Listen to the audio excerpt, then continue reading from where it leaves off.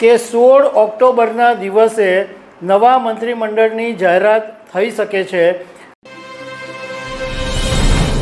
ગુજરાતના મંત્રીમંડળના વિસ્તરણની તારીખ હવે નજીકમાં હોવાનું જાણવા મળ્યું છે।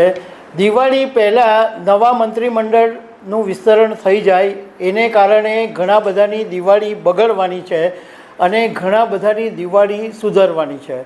કहीं ખુશી કભી ગમ એના જેવો ઘાટ હવે થવાનો છે, કારણ કે ઘણા બધા પડતા મુકાશે અને ઘણા બધા નવા ચહેરાને આ ભૂપેન્દ્ર દાદાના મંત્રીમંડળમાં સ્થાન મળી શકે છે।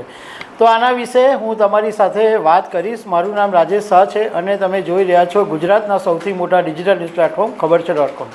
ગુજરાત વિધાનસભા 2022ની ચૂંટણી પછી ભૂપેન્દ્રભાઈ પટેલને ફરી વખત ગુજરાતના મુખ્યમંત્રી પદનો તાજ પહેરાવવામાં આવ્યો અને એ વખતે ટોટલ એમની સાથે 17 જેટલા મંત્રીઓનું એક મંત્રીમંડળની રચના કરવામાં આવી અને ત્યારથી આ વાતની ચર્ચા ચાલે છે કે ભૂપેન્દ્રભાઈ પટેલના મંત્રીમંડળનું વિસ્તરણ થશે એ વાત ઘણા વખતથી ચર્ચામાં ચાલે છે।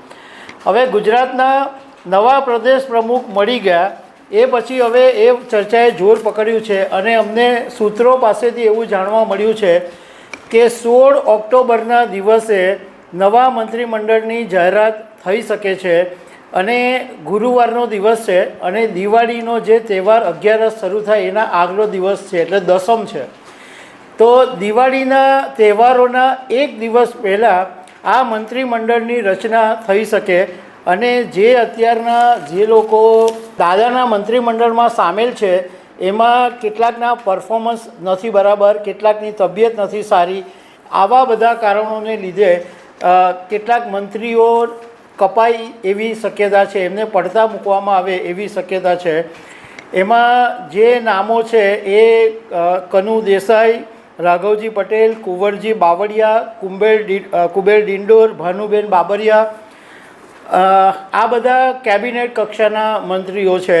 અને રાજ્ય કક્ષાના જે મંત્રી છે એમાં પરસોત્તમ સોલંકી, મુકેશ પટેલ, બચુ ખાબડ, કુંવરજી હળપતિ, ભીખુ પરમાર, આટલા જે નામો છે એની ચર્ચા એવી છે કે એમને કોઈક ને કોઈક કારણોસર મંત્રીમંડળમાંથી પડતા મૂકવામાં આવી શકે।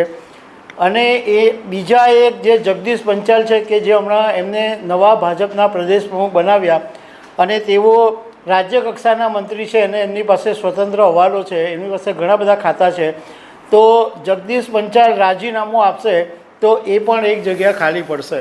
હવે નવા નામોની પણ ઘણા સમયથી ચર્ચા ચાલી રહી છે અને એમાં જયેશ રાદડિયા, હીરા સોલંકી, મહેશ કશવાલા, કૌશિક વેકરિયા, રીવાબાને પણ આ વખતે ચાન્સ મળે એવી શક્યતાઓ વધી ગઈ છે। રાજકોટના ડૉક્ટર દર્શિતા શાહ, અર્જુન મોરવડિયા, અલ્પેશ ઠાકોર, હાર્દિક પટેલ, સંદીપ દેસાઈ, શંકરસિંહ ચૌધરી, સીજે ચાવડા, સંગીતા પાટીલ।